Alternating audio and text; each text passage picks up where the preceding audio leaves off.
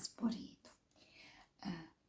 Za današnji vlogmas sam vam pripremila top 5 omiljenih pjesama, naravno božićnih pjesama.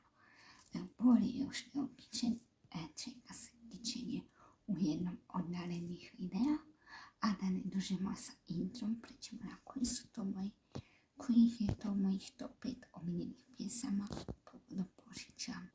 Prva pjesma, ujedino i najomiljenija, bi bila od Petra Graše Fritula. Mislim da nema tko nije čuo tu pjesmu i ta pjesma mi je preomiljena i jako je volim i kad je Božić i kad nije Božić, tako da mi je to prva na mjestu. Druga pjesma bi bila Sretan Božić svakome. Mislim da i tu svi znate i da je svi volite.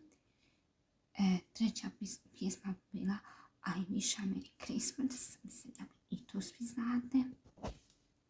Četvrta pjesma bi bila iz filma Barbie i Savršen Božić, Perfect Christmas. To bi bila kao omiljena pjesma dok sam bila mlađa, ali mogu je sad poslušati i pogledati taj Barbie film svaki put dok je Božić.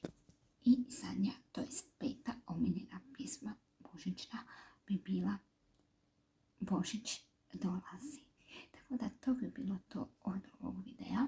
Pišite, to je vlogmasa, pišite da li sam spomenula vašu koju omiljenu božićnu pjesmu u ovih top 5, koja vam je najdraža sa liste i koje božićne pjesme vi volite, i preporuku ako neku nisam čula, tu mi napišite pa ću poslušati. To bi bilo to i od ovog vlogmasa. Kao što sam rekla, pretplatite se na moj kanal, zapratite me na svim društvenim mrežama, a mi se vidimo već sutra u 20 sati u novom vlogmasu. Bye!